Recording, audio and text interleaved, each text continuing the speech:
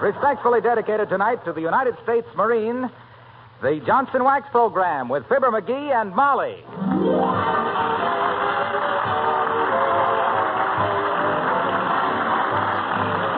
The makers of Johnson's Wax for home and industry present Fibber McGee and Molly, written by Don Quinn and Phil Leslie, with music by the King's Men and Billy Mills Orchestra.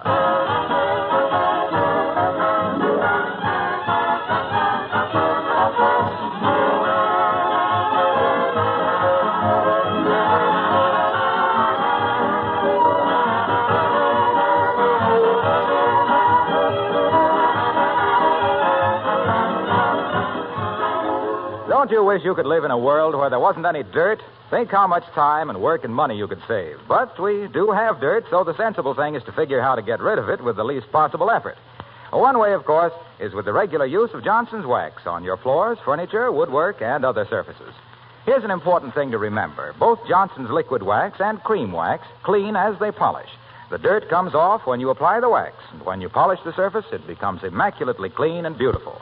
The film of Johnson's Wax itself is invisible, but it protects against moisture and wear and can be renewed when necessary to make that protection last indefinitely.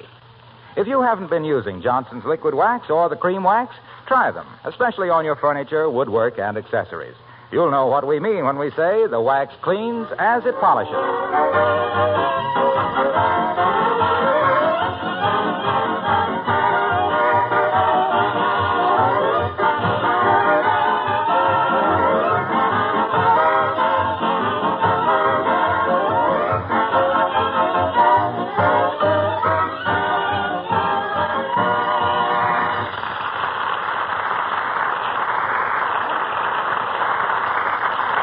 The squire of 79 Wistful Vista always stops at the best hotels. In fact, he's just stopped at the Wistful Vista Biltmore and bought a cigar.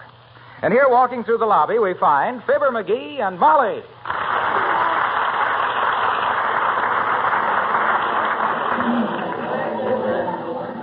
That wise guy. What's the matter? Oh, that cigar clerk.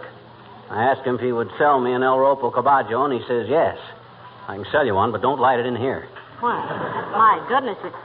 Heavenly days, look at that crowd around that hotel desk, McGee. Bunch of unfounded rumors trying to find a place to lay their weary luggage. They just turned away that gray-haired man with all the gold braids. Say, what does 4 gold stripes on a navy sleeve mean? Oh, he's the officer in charge of distributing pinup pictures.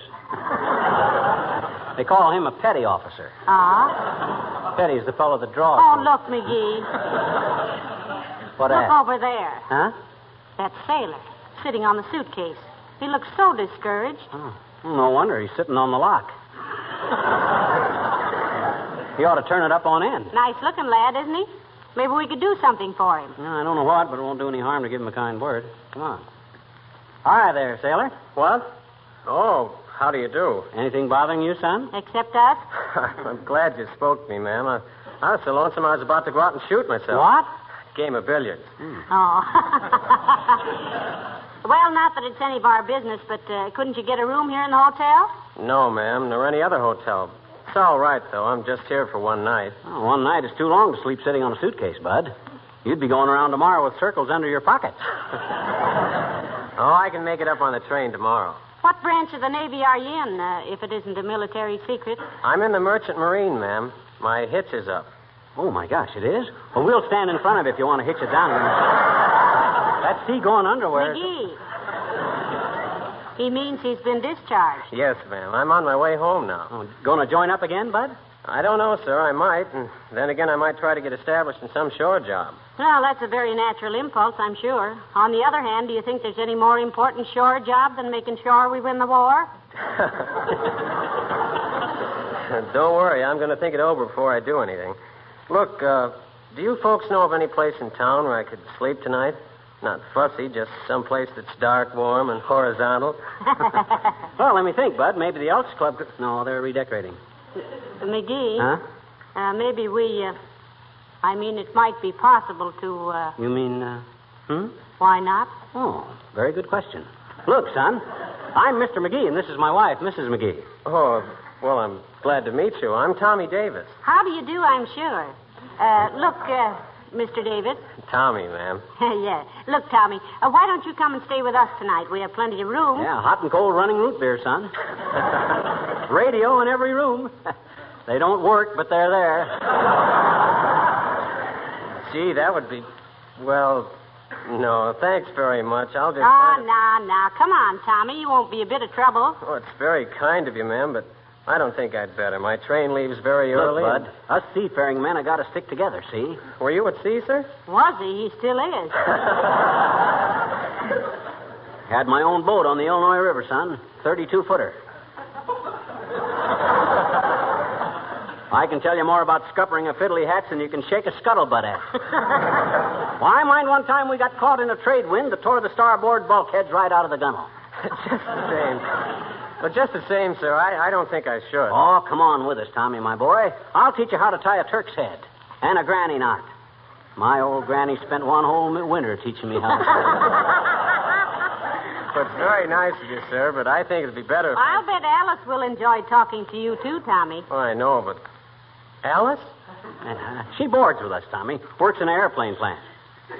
Well... Of course, she may have a date for tonight. You know, she's so popular. Yeah, that's because she's so beautiful. That wonderful blonde hair, those blue eyes, and that smile. That kid's got a smile that would make Himmler follow her into a Russian restaurant. However, Tommy, if you don't feel like you... ma'am, I've changed my mind. Let's go. Well, right this way, Tommy. No, Molly, don't you carry that suitcase. It's too heavy. Oh, sure. Let me carry it, please. Yeah, sure. Let Tommy carry it. Let's go this way, Tommy. Wait till I pick up my plate. We grab a bus.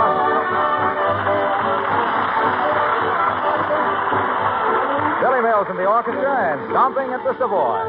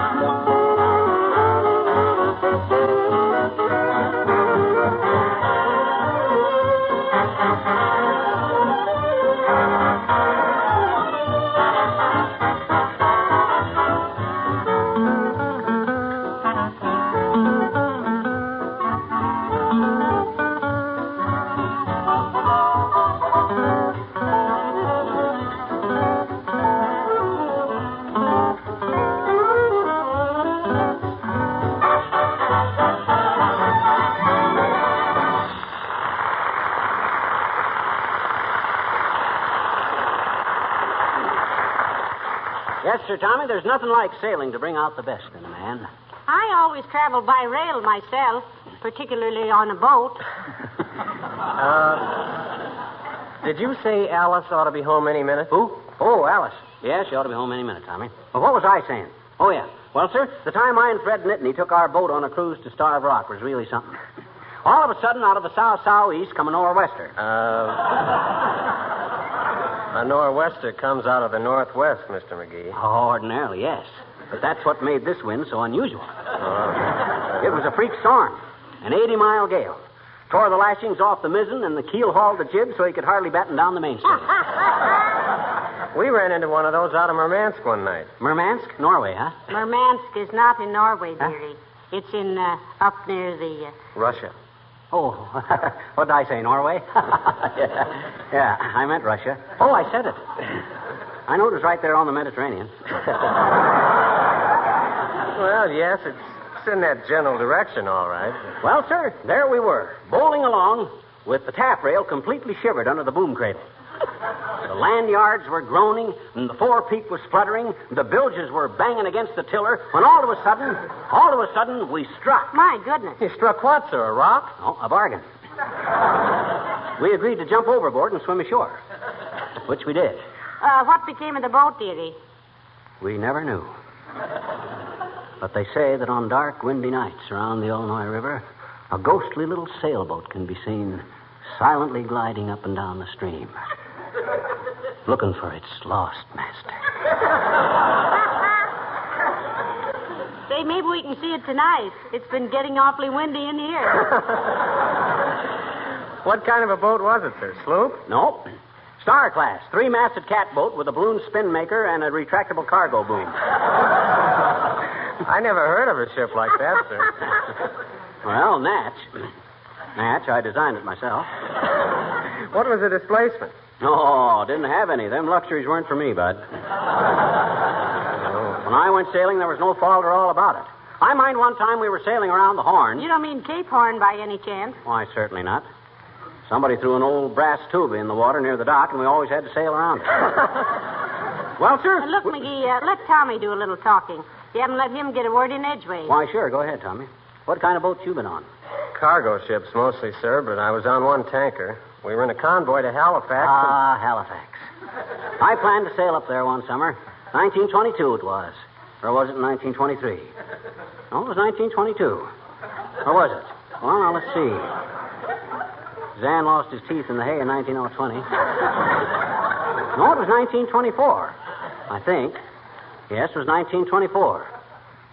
Well, it could have been 25. Well, I wish you knew for sure, sweetheart. Huh? I'm all a twitter to know what year it was you didn't go anyplace. Look, Tommy, did you say you were going to sign on for the Merchant Marine again? I don't know, ma'am. I haven't made up my mind. I've got to think about my future. Why, sure you have, son. But I was reading the other day that after the war, the Merchant Marine was going to be one of the great American industries. My gosh, with the experience you'll have then, you really ought to have something. You might be right about that, sir, but... Well, maybe the boy doesn't like the life, McGee. Oh, I love it, ma'am. I'm just thinking if I ever got married... If you ever got married, your wife would be pretty proud of you, Tommy. Holding down a good job with a big steamship line and knowing you did the job you were trained for all through the war. Incidentally, I wonder if they'd take me. Oh, sure. Why, you get seasick crossing the gutter on a rainy day. But, Tommy, why don't you... What's the matter, Tommy? Thought I heard the front door open. Do you suppose Alice might... Hello, folks. I hope I'm... Oh, excuse me. That's all right, Mr. Wilcox. This is Tommy Davis in the Merchant Marine. How do you do? Glad to meet you, Tommy. I and he were just swapping experiences, Junior. Nautical stuff. Sit down and listen if you want to, but you won't understand much of it. It was quite a swap, too, Mr. Wilcox. Tommy has only been to Russia, Asia, Africa, the South Seas, and Iceland. But himself here's been to Starved Rock, Illinois in a catboat. What did you mean I wouldn't understand nautical talk, pal? Why, I shipped as purser through the West Indies for several summer vacations. Did you ever run into a four-striper named Brannigan in those latitudes, sir? Old Salt Pork Brannigan? Why, sure. He was my skipper for several runs. A great old guy. Yes, sir. He always had a happy ship. I was with him in a convoy to Melbourne. Speaking of happy ships, I remember one time... good old Salt Pork Brannigan. Say, has he still got that parrot that swears, Tommy? Yes, sir, only it doesn't swear anymore. We got strafed by some zeros one day, and ever since then the parrot just says, oh, my goodness, oh, my goodness, oh, my goodness. These nautical discussions are a little over my head, boys. I always thought a quarterdeck was 13 cards. Speaking of quarterdecks, I had an experience once. We had a starboard taxi, but we had no hammer. So Tommy, remember how old Brannigan used to be so fussy about keeping the wardroom shipshape? The forecastle, too, sir. We had to polish the linoleum every third day or lose liberty. Oh, sailor. What did you polish the linoleum with, Tommy? Let me think. Oh, yes, it was called Johnson's Self-Polishing Glow Coat. Wonderful stuff. Weren't you sticking your commercial neck out there, little Mr. Wilcox? Not at all. Captain Brannigan always insisted on the best there was. You know, salt water's pretty tough on linoleum. Had to keep it protected. On the boat I had, we always used... Well, I remember one time a supercargo took aboard some inferior floor polish, and he nearly got keel-hauled. Old Brannigan said, I'll take a marlin spike to the next chicken farmer that uses anything but Johnson's glow coat for the linoleum on my ship. Yes, sir. He'd never let us use anything else either. Said it saved a lot of the crew's time because it was so easy to apply. It made the linoleum last so much longer. Well, shiver my timbers. I'm glad we always use it in our galley. Speaking of galleys, this catboat I had... You on liberty now, Tommy? No, sir. Discharged. Thinking of taking a shore job. We've been telling him that he's needed a lot more in the Merchant Marine, Mr. Wilcox. You certainly are, Tommy, very badly. Trained seamen are pretty scarce. It's men like you the services depend on to deliver the goods where they need it. You know what General Eisenhower said about you fellas? No, sir. Well, he said every man in this Allied command is quick to express his admiration for the loyalty, courage, and fortitude of the officers and men of the Merchant Marine. They've never failed us yet, and we know they never will. Gee, did General Eisenhower say that? He sure did, Tommy. I remember reading about that. Yeah, you better stay with it, Tommy. You're an essential man, and you're building up to a great job after the war in the Merchant Marine. And say, if you ever ship with old Salt Port Brannigan again, Tommy, tell him Purser Wilcox wished him a happy voyage. Yes, sir. What are you doing now, sir, in case he asks? I'm selling Johnson's self-polishing glow coat, Tommy. When I hit the deck, they rise and shine. But what I dropped in for, pal, was to know if you're going bowling tonight. Oh, not tonight, Waxy. If Alice Darling and Tommy here go out to a movie or something tonight, they might want me to go along. Oh, sure. You'd be as welcome as a spotlight in Lover's Lane. You have to go now, Mr. Wilcox? Yes, I do, Molly. I'll see you later. Glad to have met you, Tommy. Glad to have had you aboard, sir. Nice to have been aboard, mister.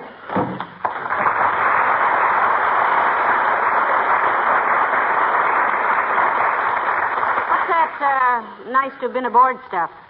Navy etiquette, Molly. Hey, did I tell you the experience I had once when we were running for the harbor and a sudden squeal come up? A sudden what? Squeal. That's a small squall. Well, sir. Pardon me, dearie. Tommy, dinner ought to be ready in a very short time, and Alice should be here any minute. Would you like to go upstairs and wash up a bit? Oh, yes, ma'am. Thank you very much. Second door, upper deck. Left of the companionway, sailor. Soon as you've stowed your gear and fleeced your puss, come below. Aye, aye, sir. Right away, sir. Oh, my. Isn't he a nice lad, McGee? Yeah. I'm sure Alice and Dr. Gamble will like him. Doc Gamble. What's that old bedside bandit got to do with it? Why, you remember you invited him to dinner tonight yourself. I invited him? Oh, doggone it. Why can't I keep my big fat mouth shut? Is dinner about ready? Well, I don't know. I'll ask Beulah. Oh, Beulah! Beulah! Somebody bawl for Beulah?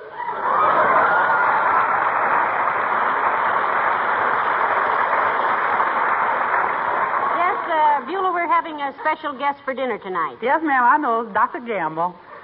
But I don't consider him special company, ma'am. Oh, he's just an old homebody. Yeah, and I wish that old body would find another home. He's going to eat us out of ours. I thought the doctor was on a diet. He is, ma'am. He tell me, Beulah, I'm on a very special diet. I don't eat nothing but food. You can say that again. But we weren't referring to him, Beulah. We brought home a sailor from the Merchant Marine. Yes, he couldn't find a place to sleep tonight, so he's staying with us.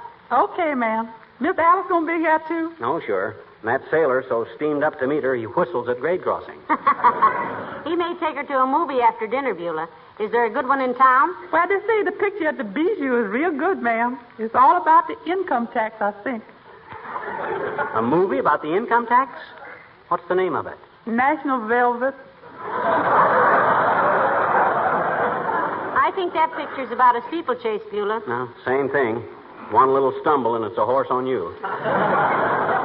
Well, don't you worry now about this sailor being fed good, folks. We got plenty of everything, and more than that, most. Good.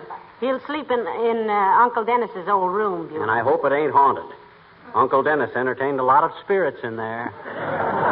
Entertained a lot of spirits in there?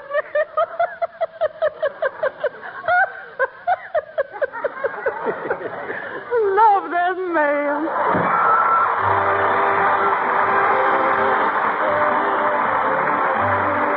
The King's Man singing Oh Michael.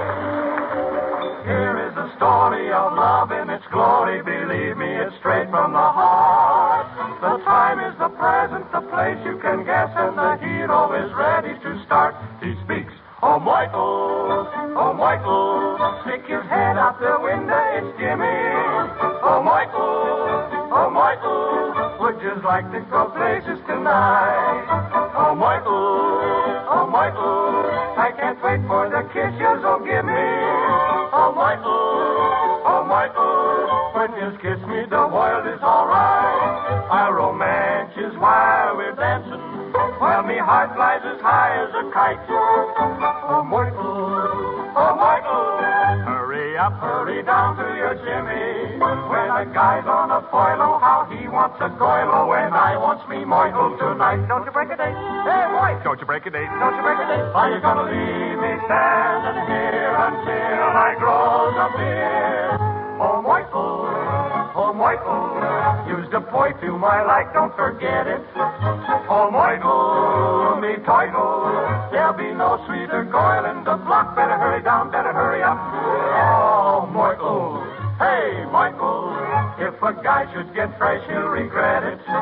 Oh, Michael, me title, feel me muscles stays hard as a rock. I got a lot to tell you, all the things that me heart couldn't write. So, might get your skite on your sight and lay finding your Jimmy. Though I ain't much on grammar, I learn about glamour when I'm with me, Michael. Tonight.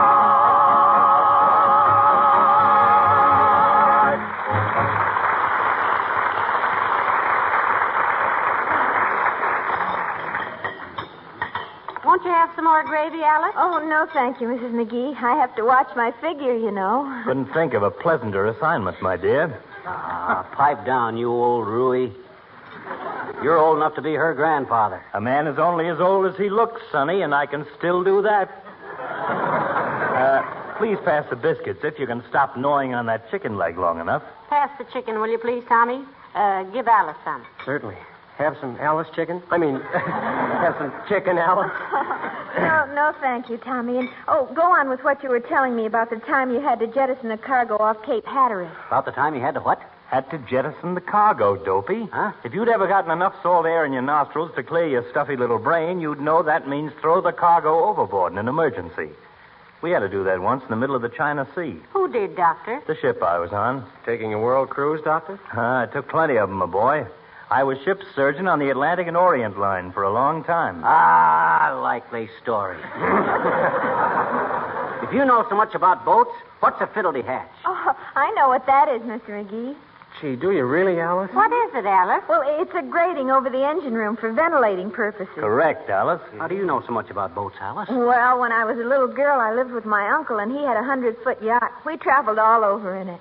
Well, looks like you and I were the only ones who didn't know a bilge from a bulge, McGee. I'd know his bulge from a bilge anyplace. You better cut down on the calories, Chubby, or people will think you're smuggling balloons. Have the butter, please, Tommy. I mind one time when a guy on my boat broke his arm in a heavy sea, being thrown against the wall of the cabin. They don't call it a wall on board ship, Mr. McGee. They call it a bulkhead. Yeah, that's what I meant. Both. Anyway, he was laying there on the floor. Not floor, landlubber, deck. Yes. He was laying there on the deck while I went downstairs. We don't say downstairs, sir. We say below. So I went below. And I made a splint out of a broomstick I found in the kitchen. The galley. In the galley. Then I come back upstairs. You mean you came topside, Mr. McGee? I came topside with the broomstick, and I made an emergency splint. It was kind of crude, but we didn't... We call that a jury rig, sir. Means temporary. Another biscuit, dearie? No, I don't want another biscuit, thank you. I just don't want to be interrupted in everything I say, that's all. Oh, sorry, sir. Oh, it isn't you, Tommy, my boy. Our host is slightly incinerated that he can't impress Alice and me with his nautical knowledge. By the way, did you ever get to Oahu? Oh, yes, sir, several times. Beautiful voyage. Oh, I remember it very well, Doctor. Diamond Head to starboard, Molokai to port, and all those flying fish skittering around. Gee, I wish you and I had... well, maybe someday... I mind one time I was sailing on the Illinois River in my cabin. You're going back in the Merchant Marine Service, aren't you, Tommy? Yes, sir, I think I will. Alice says she'll write to me every week, too. Yeah. I'll send you some cookies, Tommy. In that case, Mrs. McGee, I'll make it my life's work. Oh, anyway, we were scuttling along, see? Making about 10 knots an hour. Oh, you don't say 10 knots an hour, Mr. McGee. You just say 10 knots. A knot is a unit of speed. A nautical mile, about 6,080 feet in an hour. Coffee, Doctor? It's the way you like it. Dark as Japan's future. And strong young as a brewery horse. Well, thanks, Molly. I will. The reason I asked Tommy is that I think you've got a great future in the merchant marine. You'll have eventually a secure job in a tremendous industry. No thanks, no cream. Yes, sir, I guess I will. But Alice says the important thing is they need me now. Oh, they really do, Tommy. And in 6 months' time, a man can now make the progress it would have taken him 3 years to make before Pearl Harbor. Talk about progress. When I had my catboat on the Illinois River, I was tying up to the dock one day. Don't say tying up, amateur. Say making fast. Okay, wise guy. So I was fast making to the dock one day. And I noticed the boat was kind of low in the water. So I went back aboard. Back aboard. Yeah. Back aboard. Is that right, you expert? Sounds reasonable. Quite correct, sir. Perfect for once. Go ahead, Mr. McGee. So I goes back aboard, see, and went down inside of the keel to investigate. Inside the keel? Suffering shades of John Paul Jones. You mean down into the hold, Mr. McGee. Excuse me, please. McGee, where are you going? I'm going to finish my dinner in the kitchen. That's where I'm going. I can't open my mouth around here, but what some salty wise guy jumps down my throat. I know when I've had enough. I'll see you later. Mind if I finish my dinner out here, Beulah? No, sir, no objections whatsoever, sir. Ain't they giving you no elbow room? That's not the trouble, Beulah. I'm outclassed in there, that's all. I came out here because you're the only person in the joint that knows nothing about boats. Oh. Are you kidding, mister? What do you mean? Well, for goodness sakes, I was stewardess on an ocean liner for 7 years. You were... Oh, this is ridiculous.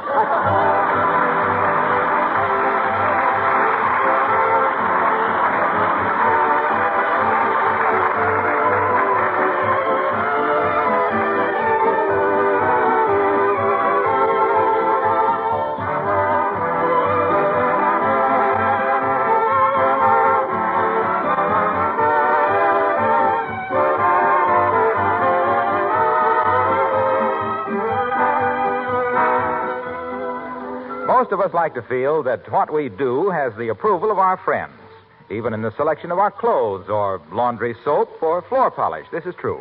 Well, then, if you're one of the many housekeepers who keep your linoleum floors sparkling with Johnson's self-polishing Glow Coat, you should feel pretty good, because Glow Coat is the choice of most housekeepers.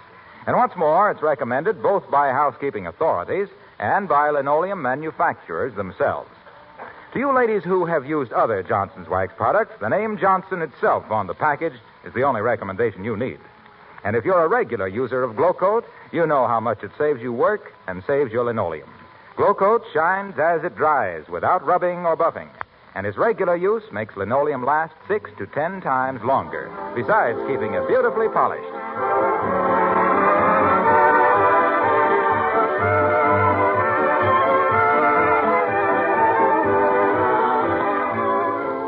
Ladies and gentlemen, there's really an urgent, almost desperate need for men in the merchant marine. Experienced, able-bodied seamen, mates, cooks, bakers, radio telegraphers, firemen, oilers, water tenders, and engineers of all classes are needed immediately. 3 new merchant ships are being launched every day, and we must have men to man them. This is a vital war job with a great post-war future. So we hope all qualified men will wire collect at once to Merchant Marine, Washington, D.C., giving their ratings and addresses. They'll be put on standby pay immediately, and transportation will be furnished to the port of assignment. Get out on the water, men, for the land's sake. Good night. Good night, all.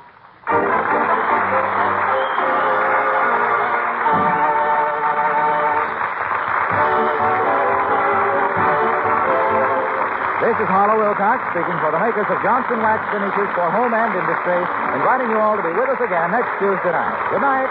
This is the National Broadcasting Company.